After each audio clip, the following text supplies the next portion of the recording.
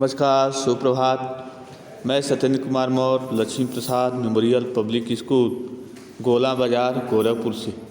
आज हम सभी लोग मधु काकरिया जी द्वारा लिखित साना साना हाथ जोड़ी नामक पाठ का अध्ययन करेंगे।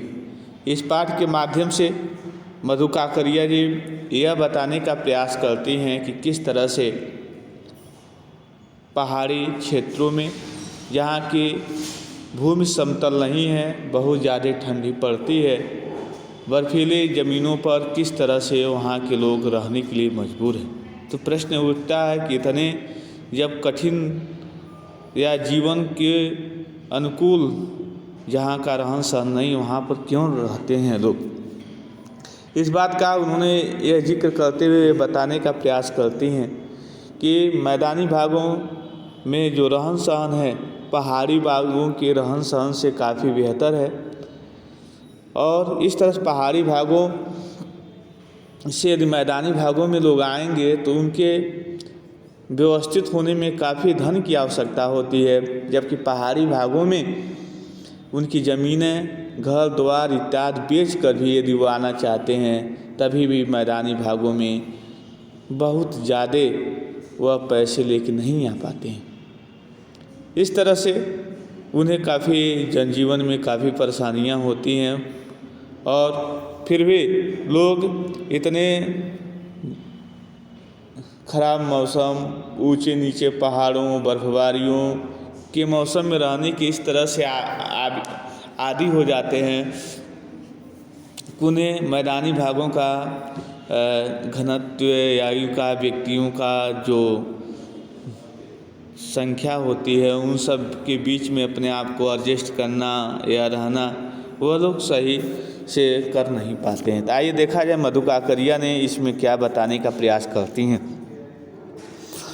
मैंने हैरान होकर देखा कि आसपास जैसे उल्टा पड़ा था आसमान। मैंने हैरान होकर देखा कि आसमान जैसे उल्टा पड़ा था, अर्थात जब वो ज़्यादा ऊंचाइयों पर चली गई तो उन्हें ऐसा लगा कि आसमान उल्टा हो गया है। सारे तारे बिखर कर नीचे टिमटिमा रहे हैं, तारे भी बिखर गए हैं, नीचे टिमटिमा रहे हैं। दूर ढलान लेती तराई पर सितारों के गुच्छे रोशनियों की एक झालर सी बना रहे थे, और दूर ढलान पर तराई का जो क्षेत्र था उसमें सितारों के जो गुच्छे थे रोशनियों की एक झालर सी बना रहे थे। क्या था वह रात में जगमगाता गंगटोक शहर था। तो गंगटोक कहाँ की राजधानी है? गंगटोक सिक्किम की राजधानी है। इतिहास और वर्तमान के संधि स्थल पर खड़ा मेहनतकश बादशाहों का वह एक ऐसा शहर था जिसका सब कुछ सुंदर था, सुबह शाम और रात। गंगटोक के विशेषताओं के बारे में बताती है मधु काकरिया कि वह मेहनतकश बादशाहों के, वहाँ के जो पहले बादशाह हुए समझिए बहुत मेहनतकश थे। इस तरह से ऐसा शहर था जिसका सब कुछ सुंदर था, और इस तरह से सुबह भी, शाम भी और रात भी, और वह रहस्यमयी सितारों, और इस तरह से वह रहस्यमयी भरी सितारों मुझ में सम्मोहन जगा रही थी कि कुछ इस कदर कि उस जादू भरे क्षणों में मेरा सब कुछ स्थगित था, अर्थहीन था। मैं, मेरी चेतना, मेरा आसपास, मेरे भीतर बाहर, और इस तरह से सिर्फ शून्य था, और थी इंद्रियाँ, अर्थात इंद्रियों से परे में डूबी रोशनी की वह जादुई झालर। धीरे धीरे एक प्रकाश दिखाई दिया, उस शून्य से फूटने लगा। एक प्रार्थना ओठों को छूने लगी, साना साना हाथ जोड़ गलदहु प्रार्थना। यह शाम के बेला में की जाने वाली प्रार्थना थी।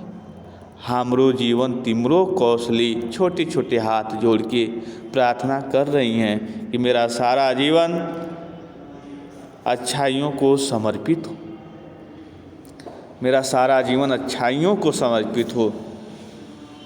आज सुबह की प्रार्थना के ये बोल मैंने एक नेपाली युवती से सीखे थे। आज सुबह की प्रार्थना के बोल मैंने एक नेपाली युवती से सीखे थे। सुबह हमें युमथांग के लिए निकल पड़ना था। सुबह हमें युमथांग के लिए निकल पड़ना था, पर आँख खुलते ही मैं बालकनी की तरफ भागी। जैसे आँख खुली मैं बालकनी की तरफ भागी। यहाँ के लोगों ने बताया था कि यदि मौसम साफ हो तो बालकनी से भी कंचनजंगा दिखाई देती है। कंचनजंगा क्या है? पर्वत चोटी है, हिमालय की तीसरी सबसे बड़ी चोटी कंचनजंगा। पर मौसम अच्छा होने के बावजूद आसपास हल्के हल्के बादल से ढका था, हल्के हल्के आसपास बादलों से ढका हुआ था। पिछले वर्ष ही अर्थात कंचनजंगा जो भारत के या विश्व की तीसरी बड़ी चोटी है और भारत की दूसरी, जो तो इस तरह से लेखिका बालकनी की तरफ बढ़ती हैं और कंचनजंगा के दृश्यों को देखने का प्रयास करती हैं। इस तरह से हम यहाँ से यह देखते हैं, इस तरह से कि बादलों के कपाट ठाकुर जी के कपाट की तरह बंद रहे। कंचनजंगा न दिखती थी और जो बादलों के जो कपाट हैं ठाकुर जी के कपाट के समान बंद थे। कंचनजंगा भी न दिखती थी, न दिखी। पर सामने की रकम के तरह तरह के रंग बिरंगे इतने सारे फूल दिखाई पड़े कि लगा फूलों के बाग में आ गई हूँ। और इस तरह से भांति भांति के फूलों के समूह दिखाई दिए, जैसे लगा मैं बाग में आ गई हूँ। बहरहाल गंगटोक से 149 किलोमीटर की दूरी पर युमथांग था। युमथांग यानी घाटियाँ। युमथांग किसके लिए मशहूर है? घाटियों के लिए मशहूर है। सारे रास्ते हिमालय की गहनतम घाटियाँ और फूलों से लदी वादियाँ मिलेंगी। सारे रास्तों हिमालय की गहनतम घाटियाँ, फूलों से लदी वादियाँ मिलेंगी आपको। ड्राइवर कम गाइड जितेंद्र नार्गे मुझे बता रहा था, क्या वहाँ बर्फ़ मिलेगी? मैं बचकाने उत्साह से पूछने लगती हूँ। मैं बच्चों जैसा प्रश्न पूछती हूँ। चलिए तो। जगह जगह गदराए पाइन और धूपी के खूबसूरत नुकीले पेड़ों का जायजा लेते हुए हम पहाड़ी रास्तों पर आगे बढ़ने लगे कि एक जगह दिखाई दी कि एक कतार में लगी सफ़ेद सफ़ेद बौद्ध पत्रिकाएं और एक जगह कतार में लगी सफ़ेद सफ़ेद बौद्ध पत्रिकाएं थी। किसी ध्वज की तरह लहराती शांति और अहिंसा की प्रतीक ये पत्रिकाएं, जिन पर मंत्र लिखे हुए थे।